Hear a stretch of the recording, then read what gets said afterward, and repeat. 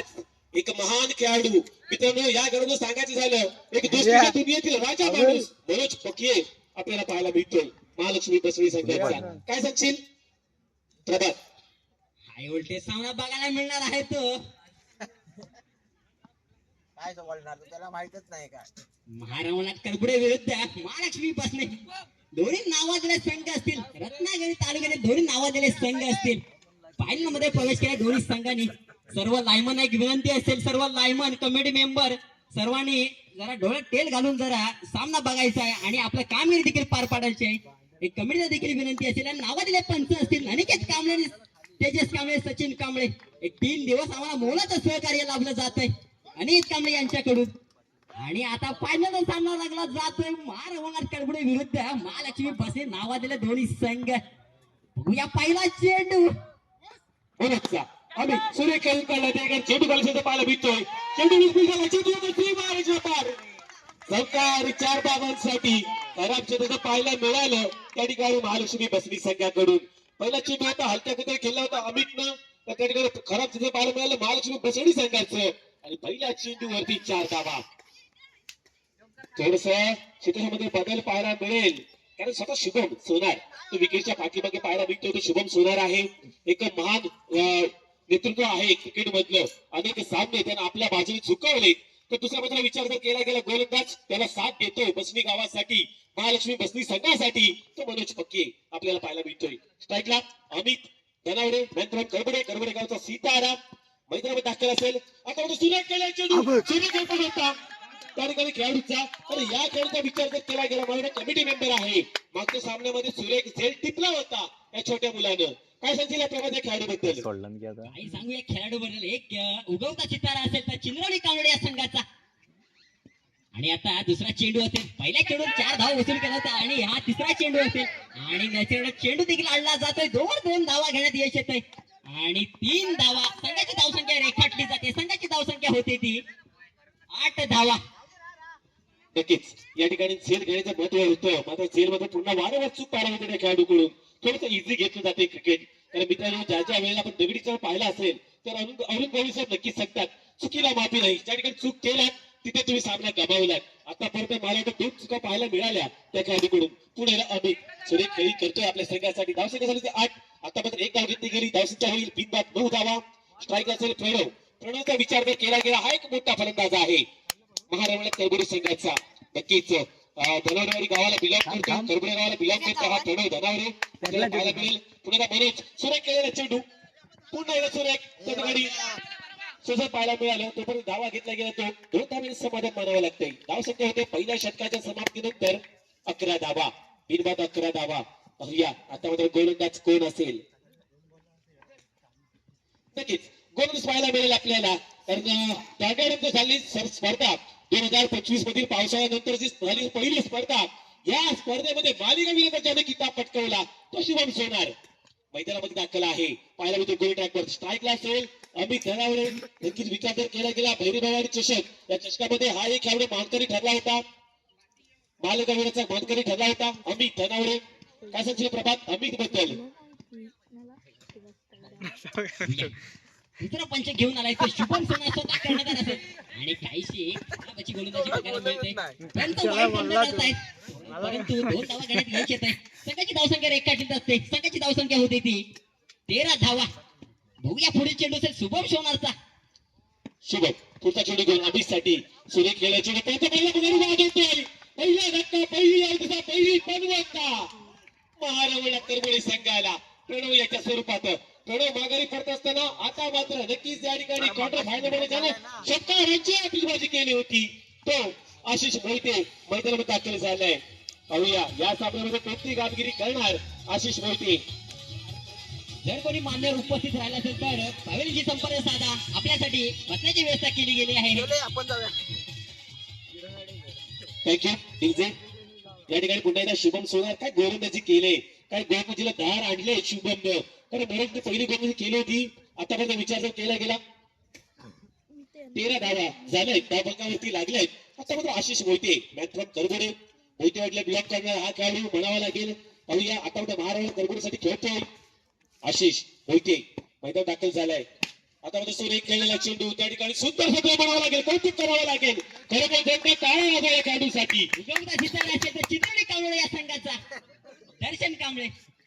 खरोखरच मित्रा कौतुक करावं तेवढं कमी आहे, पण खरोखर मोलाची कामगिरी करतोय महालक्ष्मी बसवी संघासाठी दर्शन कांबळे आपल्याला पाहायला मिळतोय. जसे क्रमांक 28 त्या ठिकाणी आहे शिवम. पुढचा चेंडू घेऊन पाहायला मिळेल अमित आहे स्ट्राईक वरती. अमितला मात्र आता मात्र मोठे फटके खेळण्याची गरज आहे. सामना मोठा आहे, महामुकाबला मंगलमूर्ती चषकाचा कोण मानकरी ठरणार. आता मात्र सुरेख केलेला चेंडू सॉरी विघ्नता चषकाचा कोण मानकरी ठरणार. आतापर्यंत सुरेख क्षेत्र पाहायला मिळालं. तोपर्यंत धावा घेतल्या गेलेत 4 धावेने धावसंख्या भरपडे धावसंख्या होती 18 धावा. फलकावरती 18 धावा लावल्या गेल्या. पुन्हा एकदा शुभम आपल्याला गोल ट्रॅकवर पाहायला मिळतोय. नॉन ट्रॅकला पाहायला मिळेल आशिष मोहिते स्ट्राईक वरती. अमित धनावडे नक्कीच बलाढ्य संघ आहे दोन्ही. एका बाजूला महाराष्ट्राला करमुडी, दुसऱ्या बाजूला महालक्ष्मी बसवणे. नक्कीच दोन्ही संघ बलाढ्य संघ अनेक वेळा एकमेकांसमोर ठाकलेत. आता मात्र पुन्हा एकदा पाहूया शुभम सोनार अमित साठी कोणती फलंदाजी करेल अमित. आता मध्ये हलत्या चेंडू होता, पंचांचा इशारा वाईट दंडित केले गेले शुभमला. एकदा मिळेल धावसंख्या भरपडे धावसंख्या होते 19 धावा धावफलकावरती लावल्या गेल्यात. खरोखर सुरेख नियोजन म्हणावं लागेल या ठिकाणी. मंगलमूर्ती सॉरी विघ्नहर्ता क्रिकेट क्लबचं खरं सुंदर नियोजन. या मराठा पर्व तिसरा आहे. खरोखरच आपला कामधंदा सोडून या ठिकाणी स्पर्धेचं आयोजन आपण केलं. आता मला सुरेख केलेला फटका चेंडू येतो सीमारेषा बाहेर आउट पार षटकार. काय फलंदाजी केलं पण विचार केला होता कुठेतरी लेग साईडला गरज शिकून उचलणार. आकडे चेंडू ऑफला ठेवला. ऑफसाईडचा पूर्णपणे फायदा उचलला अमित. चेंडू गेला सीमा पार षटकार 6 धावांसाठी. दुसऱ्या पंचायत प्रगती पथावरती संघाची धाव संख्या झालेली असेल ती 25 धावा. एक गडीच्या मुंबईत 25 धावा. Thank you DJ.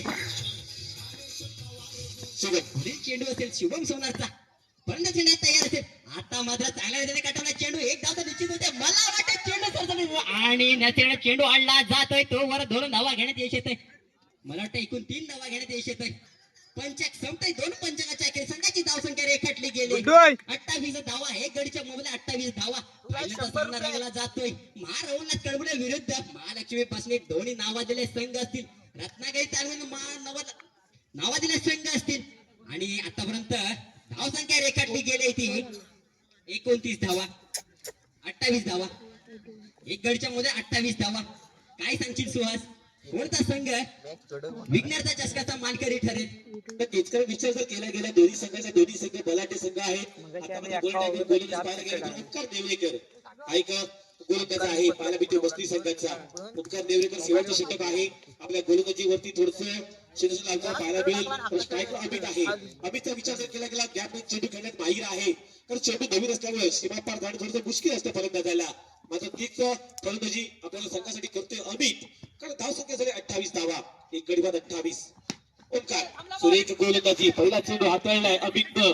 चेंडू त्याच्यामुळे आणला गेला तोपर्यंत धावा घेतल्या गेल्या. 2 धावेने समाधान मानावं लागते स्वतःच्या गोलंदाजीवरती. दोन शॉट आहे. ओके सगळे शॉट आहेत. ओके ठीक आहे. धाव संख्या असेल 28. नक्कीच जी लक्ष्मण रेषा आहे त्या लक्ष्मण रेषेला पाय लागलाय अमितचा. त्याच्यामुळे कोणत्या या चेंडूवरती कोणती धाव नसेल. धाव संख्या झाली 28 धावा.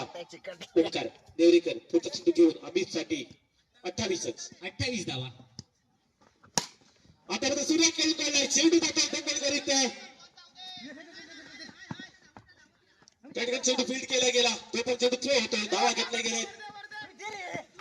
अपील केली जाते. मोठा धक्का अमितच्या स्वरूपात करमुडे संघाला. तर नक्कीच कोणतीही गरज नसताना त्या ठिकाणी स्ट्राईक देण्याचा प्रयत्न होता अमितला. आशिष मोहिते याचा धावा घेतल्या गेल्या 3. दुसरा मोहरा घात होतोय अमित याच्या स्वरूपात. दुसरा झटका मिळतोय महारावणात करमुडे या संघाला. सर्व लायमन एक विनंती असेल, सर्व लायमन आपल्या बॉर्डर लाईन मध्ये राहायचंय. एक नावाजलेले पंच असेल 3 दिवस सहकार्य करत अनिकेत कांबळे, सचिन कांबळे आणि तेजस कांबळे. साधी गोष्ट नाही 3 दिवस पंचगिरी म्हणून काम पाहणे साधी गोष्ट नाहीये.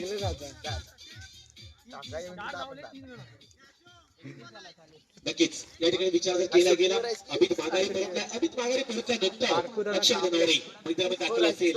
हा एक धनावडेवाडीतील गरुडे गावातील सितारा आहे. अक्षयचा विचार जर केला गेला 2022-2023 पर्व खास राहिलं त्याच्यासाठी. त्यानंतर कामानिमित्त पुण्यामध्ये गेला, क्रिकेट मध्ये थोडासा वंचित राहिला. आता मात्र जवळजवळ 5 दिवस सुट्टीवरती आहे आणि 5 दिवसामध्ये 31 झालाय. 5 दिवसामध्ये आपल्या संघाला ही तिसरी ट्रॉफी जी आहे ती नावावरती करण्यात यश असेल अक्षय धनावडेचं. पाहूया. तर मला तो मगाशी भेटला, ती चर्चा झाली. मला बोलला दादा नक्कीच कामानिमित्त पुन्हा पुण्यामध्ये जायचंय. पुण्यामध्ये गेल्याच्या नंतर थोडस मन जे आहे ते क्रिकेटमध्ये जे मन आहे ते आपल्याला गावामध्ये पाहायला मिळतंय. मात्र आपला जो आत्मा जो आहे तो सोबत घेऊन अक्षय धनावडे पुण्यामध्ये जात असताना पाहायला मिळेल आजच्या रात्रीमध्ये. पुन्हा एकदा अक्षय आता सुरेख गोलंदाजी करतोय. ओमकार स्ट्राईकला असेल. आशिष मोहिते काही गोलंदाजी केली ओमकारनं शेवटच्या षटकामध्ये. नाव सांगितलं 32 धावा. शेवटचा पंच होता, हाणेमारीचा पंच होता. कुठेतरी संघाची धावसंख्या मोठा डोंगर उभा केला गेला होता, परंतु कुठेतरी धावसंख्या कमी केली जाते. धावसंख्या रेखाटली गेली ती 32 धावा. आणि आता सुरेख फटका मारला जातोय. मला वाटतं पंच घोषित करतायत 1 धाव 2 धावा. संघाची धावसंख्या होती ती 34 धावा आणि 35 धावांचं मापकाचं उद्दिष्ट असेल. 15 चेंडू आणि 35 धावा महालक्ष्मी बसने या संघासाठी असेल. दर्शन ओपनिंगला उतर. नक्कीच 15 चेंडू आणि 35 करायचंय. 34 धावा झाले. नक्कीच या ठिकाणी विचार जर केला गेला प्लीज सूर्य मावळच्या दिशेने चाललाय. आणि खरोखर मित्रांनो मी आवर्जून सांगेन तर या वर्षी